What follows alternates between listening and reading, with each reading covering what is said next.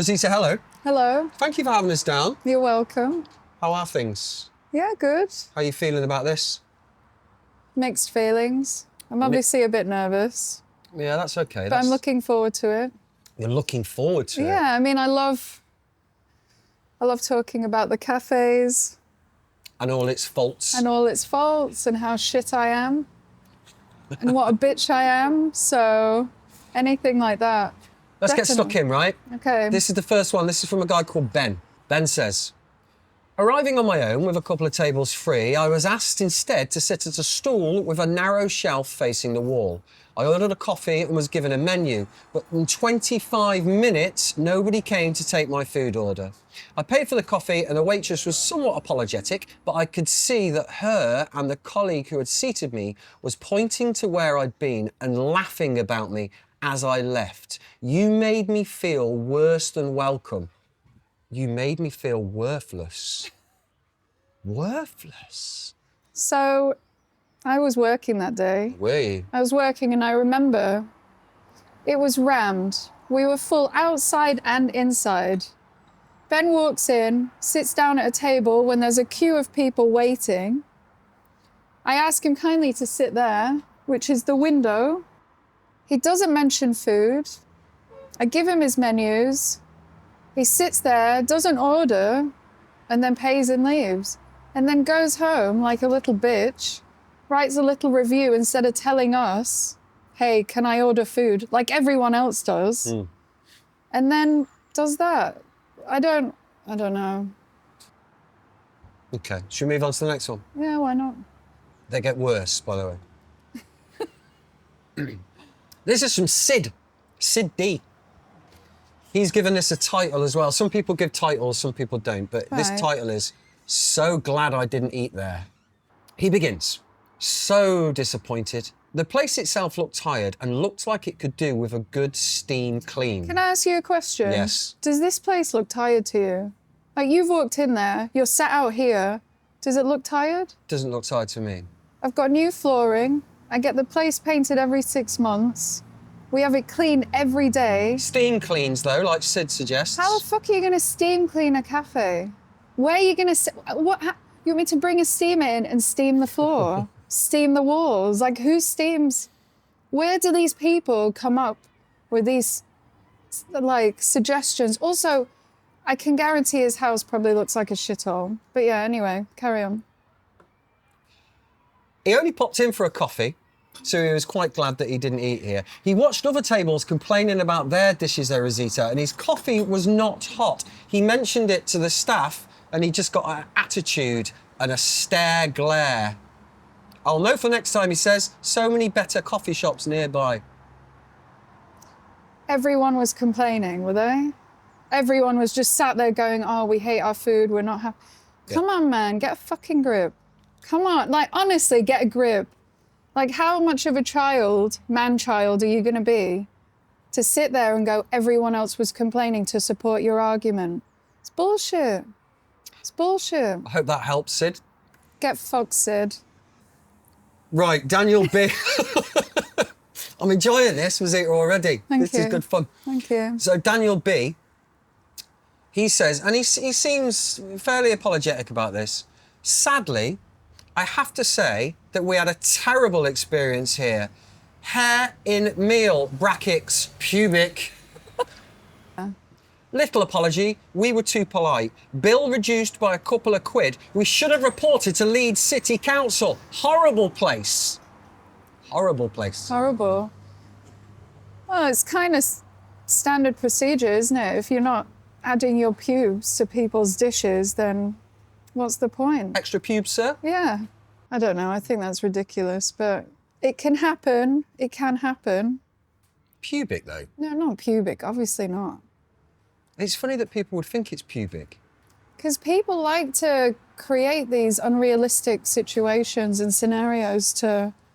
But just imagine the scenario going on in his head for him to think it was a pubic hair.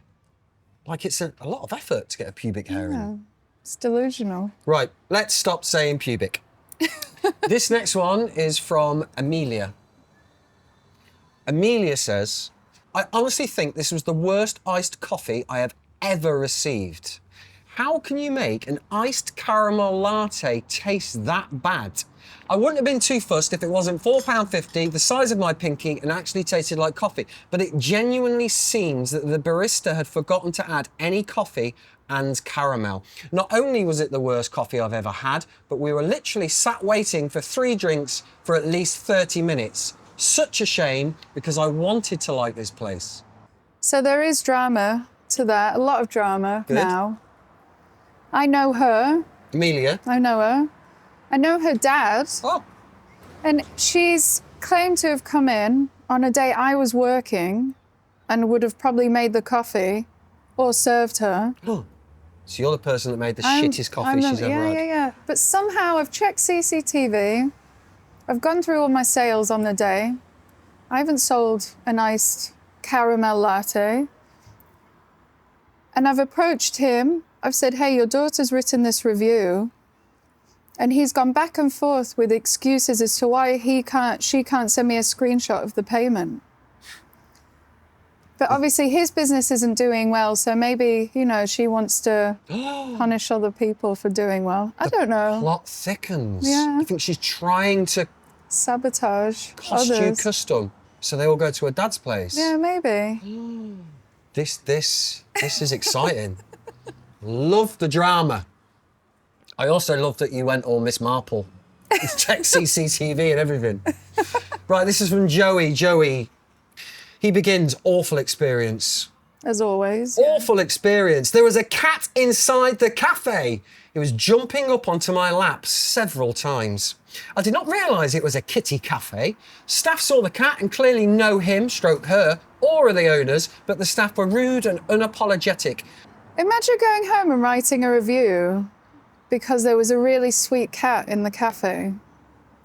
Like, this is a local area. There's tons of houses about. There's tons of sweet people that bring their dogs in. Yeah. We have a local cat called Saffron. Comes in, pops in, gets fed, chats to everyone, socialises, goes out, and then goes on to the next shop or the next cafe. Why would that be an issue? I don't understand. Like, I don't get it. I don't fucking get it. Maybe Joey hates cats. Maybe Joey hates his life. Or his wife, one of the two. And he wants to take it out on me because of some cute little cat. I'd rather have the cat than Joey, to be honest. Like, why would you be that miserable? It's true, though. I'm being serious, like, from the bottom of my heart. I believe you from the bottom of my heart. Well, let's see what you've done to Jill 399. She's gone for a title as well. Fairly succinct, overpriced and very poor service. The standard of food was very poor, especially at their prices. The coffee was only just warm, and that's not brilliant. The service was slow. We had to wait for an age for a sandwich and 2 coffees. The staff didn't seem to care. Will not be returning. Sorry, you're not coming back. Are you? I don't do sandwiches, so it might be bullshit, but who knows? Do you not? You don't even do sandwiches? We do. Now we do, like, we've got a really nice ciabatta. But not when she was here. Is that what you're saying? So no wonder she was waiting ages. You didn't start selling them for another 2 years. So this might feel like I'm reading you a bedtime story because it's quite long. Okay. It's from Tia. Went here the other week. I'm left feeling really deflated and disappointed. Oh. Arrived about 3:30 and the place looked closed as chairs were stacked up apart from one table with a parent and child. I knocked and entered and asked if it was still open, and I have never felt more unwelcome in any establishment in my life. The owner was there, that's you. The owner was there and looked up at us, looked down at us and said, I'm just cleaning up, and then looked away from us, almost disgusted, as though they were put out by our custom. I asked if we were okay to take a seat, and they stated, well, you do know the kitchen closed at 3. I looked at my friend and told them that we should leave and forget it. Rah, rah, rah. They stayed anyway. They were very upset. If you were closing early or weren't taking any more customers, that's absolutely fine. But there is certainly a better way to go about things rather than making people feel so unwelcome. And they end with a little request. Please be kinder to customers in the future. It's fair enough. I remember this day.